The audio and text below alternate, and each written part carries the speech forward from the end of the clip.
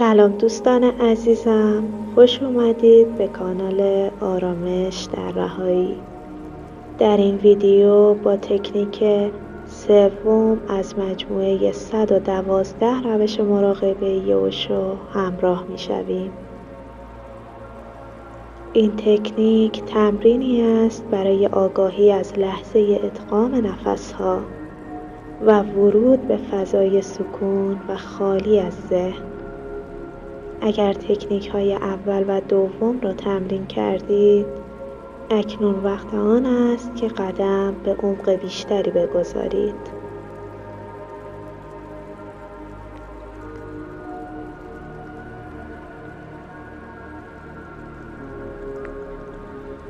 در این مراقبه ما وارد مرحله‌ای میشیم که دم و بازدم در یک نقطه با هم یکی میشوند. اوشو میگوید وقتی نفس وارد شونده و نفس خارج شونده با هم ادغام میشوند، در همان لحظه به مرکز وجودت دست خواهی یافت. برای شروع در وضعیت راحت بنشین، بدن را شل کن، چشمانت رو ببند و اجازه بده نفس خودش آروم بیاد. نه تلاش، نه کنترل، فقط مشاهده. به آرومی دم بگیر، احساس کن هوا وارد سینه و شکم می شود و حالا به آرومی بازدم کن. فقط جریان نفس رو ببین بدون اینکه تغییر بدی اونو. تو فقط شاهد هستی، تماشاگر.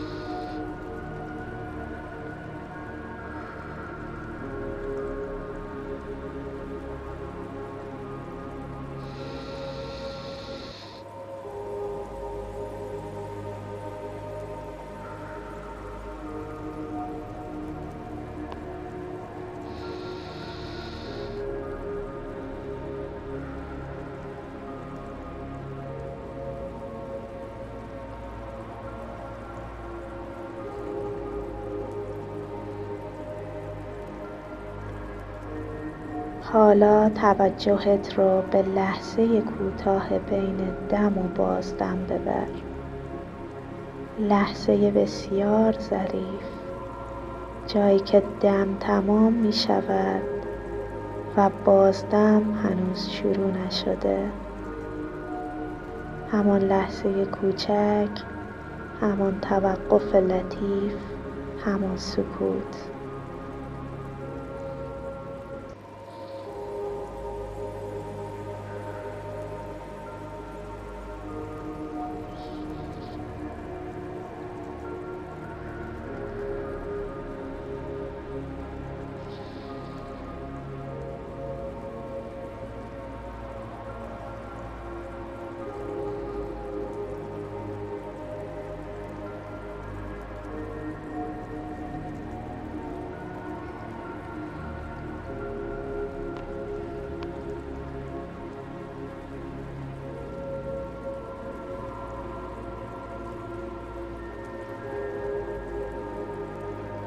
و حالا لحظه مخالف، وقتی بازدم تمام می شود و دم هنوز شروع نشده. باز هم همان سکوت، همان توقف، همان بی‌زمانی.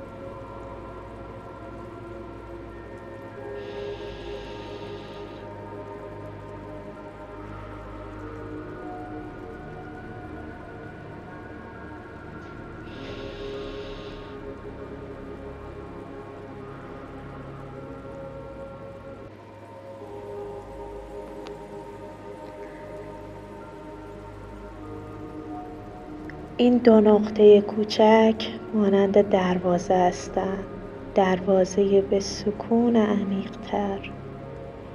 وقتی به آن لحظه نگاه می‌کنی، می‌بینی برای یه لحظه هیچ طوفان فکری نیست، هیچ تلاش، هیچ حرکت، فقط بودنه.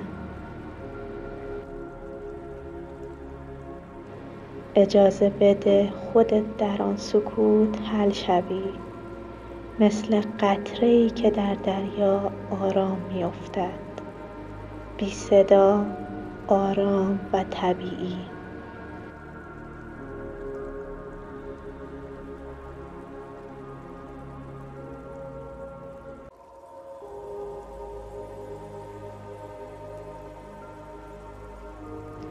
اگر ذهن شروع کرد به حرف زدن، نگران نشو. چیزی را درست یا غلط انجام نمی‌دهی. فقط دوباره برگرد به لحظه ادغام نفس، به آن نقطه بی‌وزن، جایی که هیچ اتفاقی نمی‌افتد، اما همه چیز حضور دارد.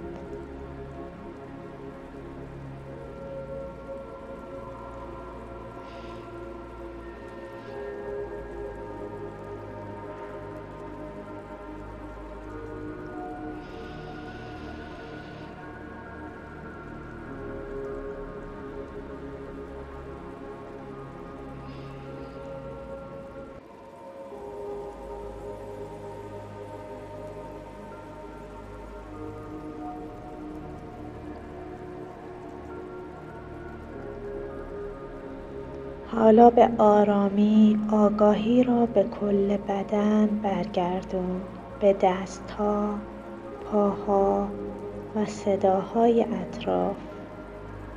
چشمانت را باز کن بدون عجله. نفس بکش و حضور تازه‌ات رو احساس کن.